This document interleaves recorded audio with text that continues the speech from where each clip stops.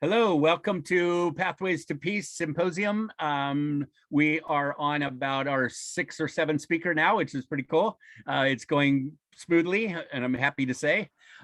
We are working on peace. That's what we're here for. We're trying to figure out how to do inner peace, interpersonal peace between us, social peace among us, and maybe someday, if enough people know how to do peace and learn about how to deal with their emotions, maybe we can have big peace, big peace.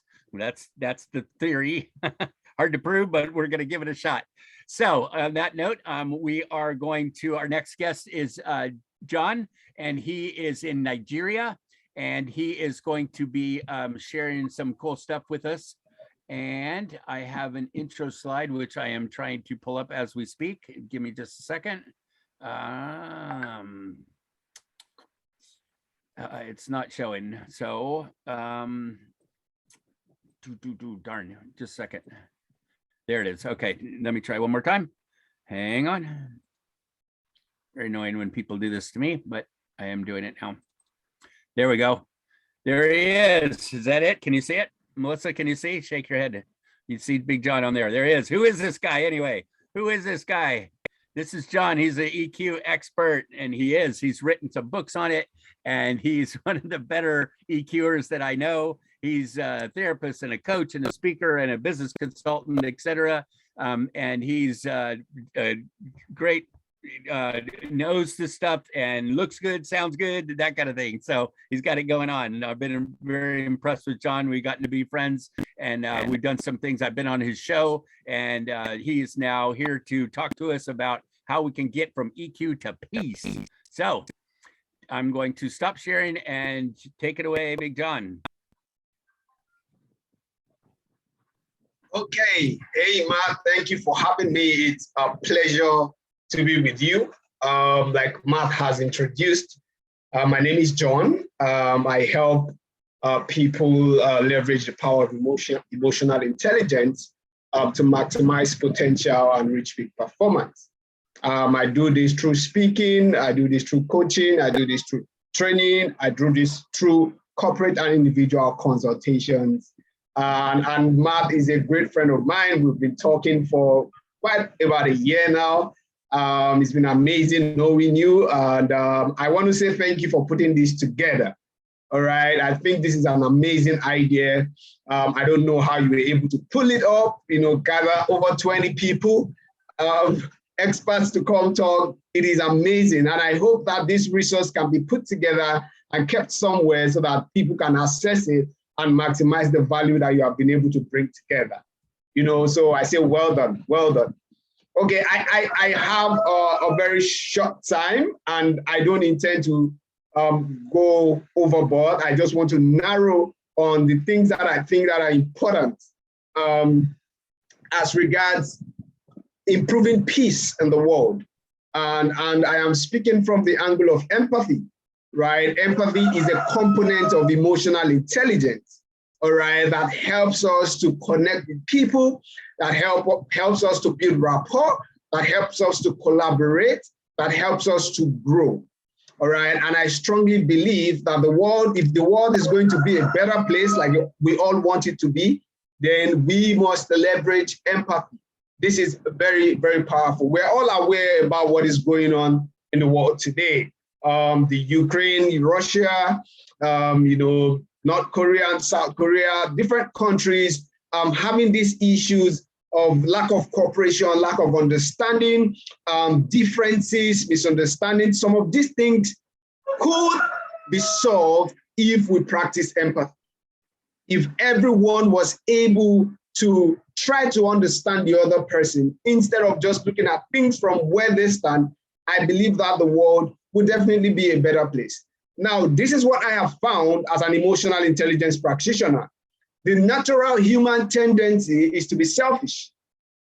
The natural human tendency is to be selfish. So individuals are selfish, groups are selfish, organizations are selfish, countries are selfish. So everybody wants to look out for his or her own interests first, all right? And many times while we're trying to do that, and there's nothing bad in that, but the issue comes that when we're trying to do that, we then neglect the interest of other people. And that is where conflict begins. And that is what has battered some of the problems we are facing today. And so when Matt reached out to me and asked me, what subject can we talk about that will help further peace in the world, I thought empathy is a crucial subject. And today I just want to run through some quick things that I think that if everybody who would watch this session, everybody who would come across this video would do this in their small space, in their homes, at work. You know, peace begins with you and I. All right. National peace starts with individuals changing their mindset, respecting the views of other people, connecting better with other people. That is where the peace comes. Every nation is made up of individuals. So when we talk about empathy, it is about one-on-one interaction. What do you think about the next person? How do you take the next person? What is your perception about their opinion? How do you react, to their views? Do you respect their views, or do you try to force your own views on them? Are you appreciative of their differences, or do you try to impose, your own values on others? This is where empathy is really crucial if we're going to have a peaceful world. So right now, I'm going to be sharing my screen from where I'm going to be discussing some points to help us understand this better. Okay? Now, number one, if we're going to have peace, if we're going to build a more peaceful world, then we must all learn to listen. I like to say that listening is both an art and a science. The ability to listen has become so scarce today. It is. I told someone, I said, listening is like, it has become a commodity. It has become so scarce that people, I believe that if you are a good listener, people can pay you money to listen to them. That is how scarce listening has become. Everybody is opinionated. Everybody wants to say their view. Everybody wants to do things their own way. And nobody is listening anymore. And this is one of the reasons why we're having conflict. And so the number one thing that I think that we should push forward from the angle of empathy is that people should learn to listen more than they want to speak.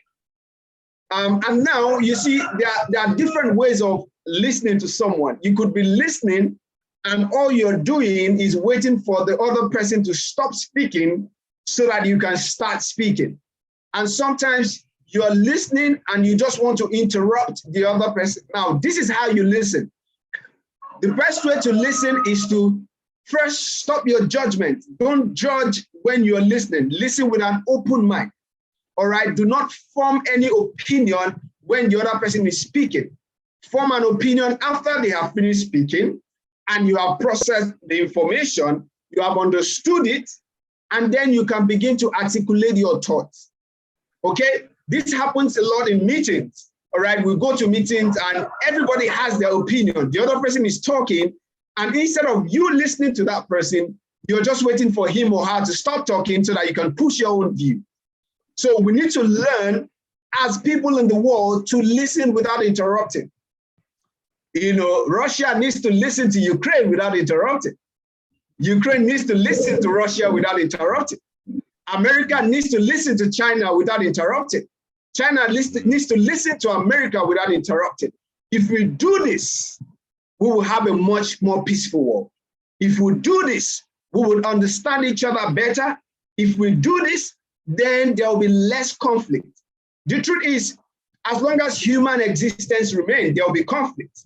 But the idea behind it is to manage the conflict so that it does not escalate into destruction like what we have in the world today. So the first thing I really want everybody to learn and pay attention to is the art of listening. All right, what is this person saying? What exactly are they trying to communicate? Am I understanding them?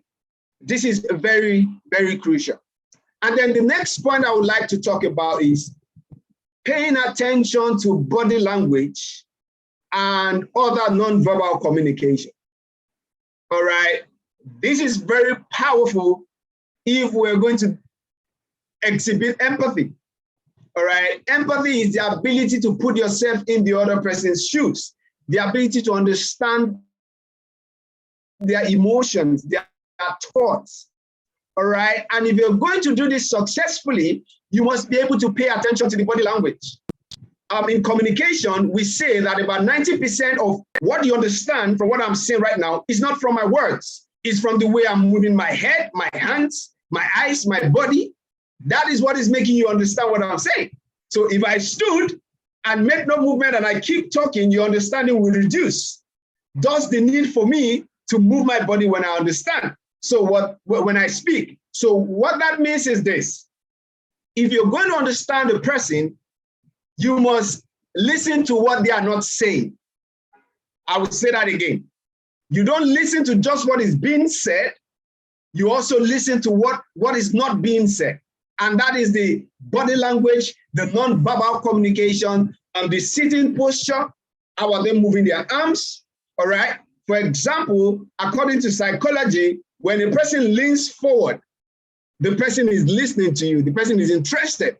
But when a person leans backward, the person may be uninterested, the person may be tired, and when you understand these things, you are able to use that information to communicate empathy. Let's take for an example, you're speaking with someone and the person leans backward, and then you go, are you okay? Are you tired? Do you need anything? The moment you say that, there is a connection. Because the person begins to feel like you understand them, the person begins to feel like you're interested in what him or her is saying or wanting to do. And when we do this, then we are able to build connection, we're able to build collaboration, and then there will be more peace within our space. And trust me, this is applicable in the family space, it is applicable at work, it is applicable at the organizational level, it is applicable between countries. And what we want is a peaceful world, and we must be able to leverage these elements of empathy so that we can be able to achieve peace. Thirdly, we should learn to put ourselves in the other person's shoes. Okay? Right now, I am speaking from Africa. Melissa is on this live.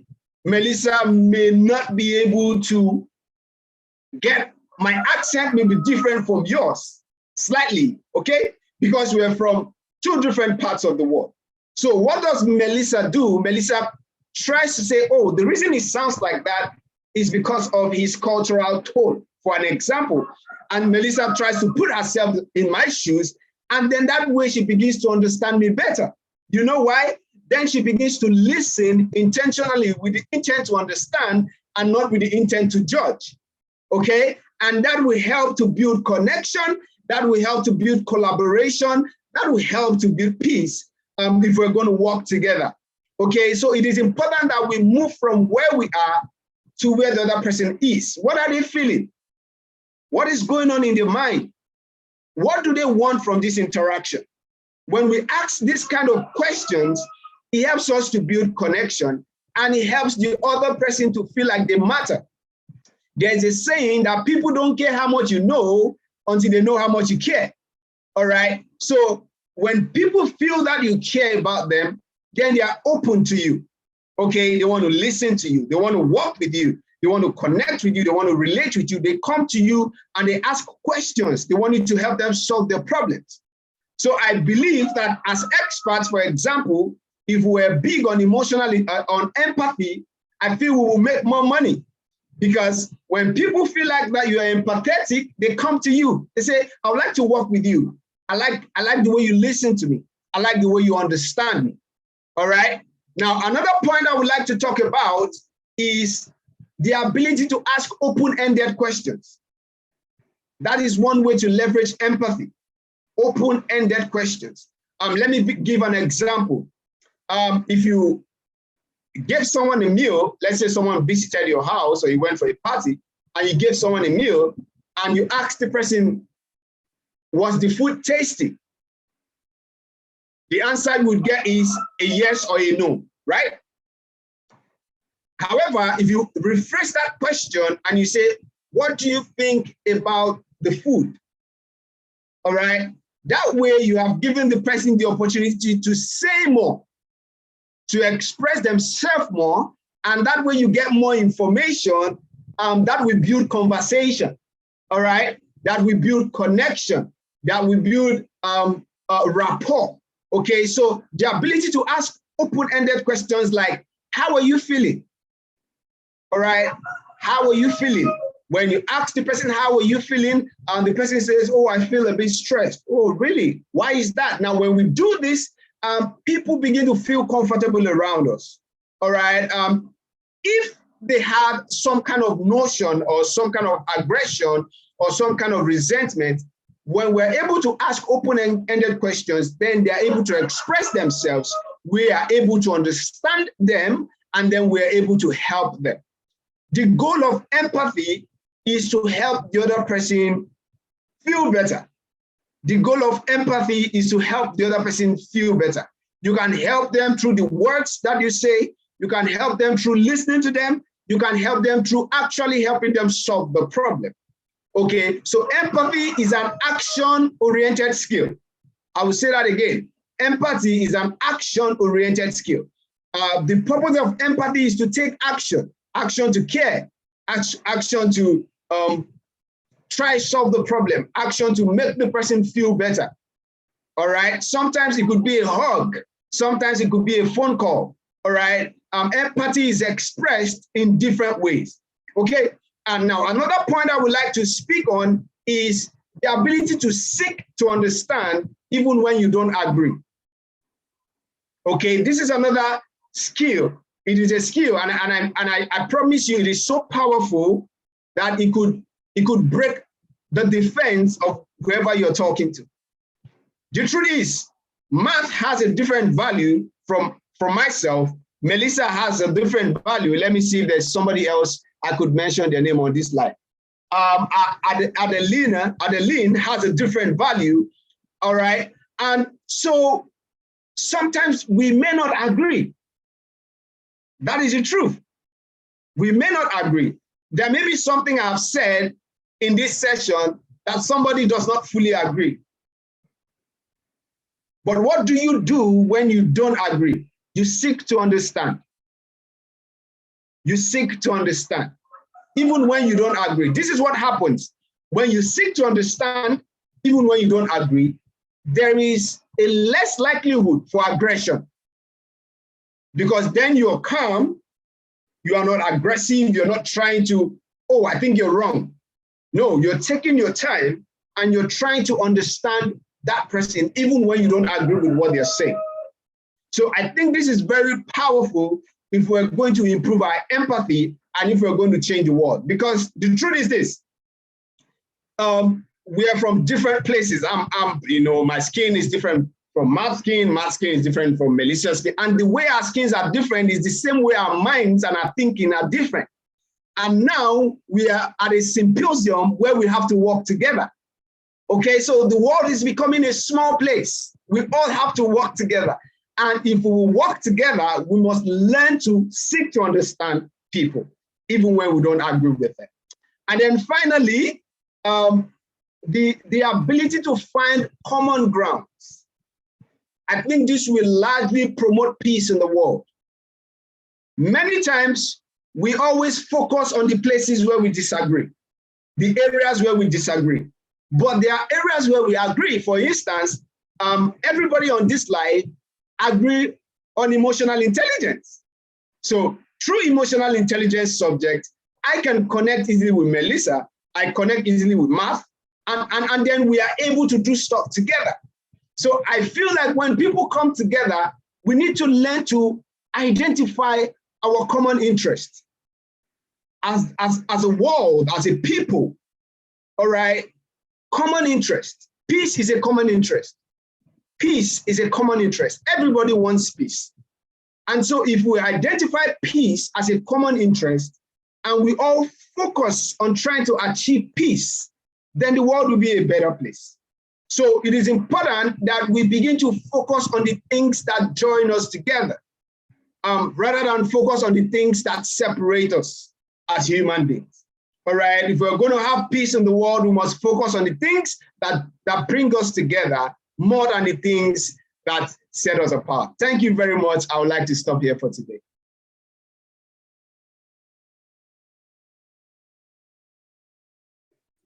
Very good. All right. Good stuff, John. Yeah, I totally agree with listening is such an important skill. Empathy is, we did a survey of, I run some groups on Facebook and LinkedIn, and empathy, we asked what's the number one biggest skill of emotional intelligence? Empathy, empathy, empathy. So you're right on. That's a super important subject.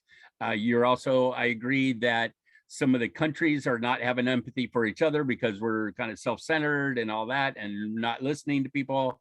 And listening being a skill and an art are both another. That was cool. That was a good point. I'd never thought of it that way before, but it's true. So I put a bunch of things in the chat. I was trying to go along with you and put some points in there. So sum it up. So how do we get this out? How do we help people learn how to listen and how to have empathy for each other?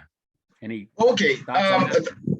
The society is broken into smaller institutions. So we have the homes, we have the schools, we have the religious organizations, right? We have the non-governmental organizations, all right? And so we need to push emotional intelligence learning into these spaces.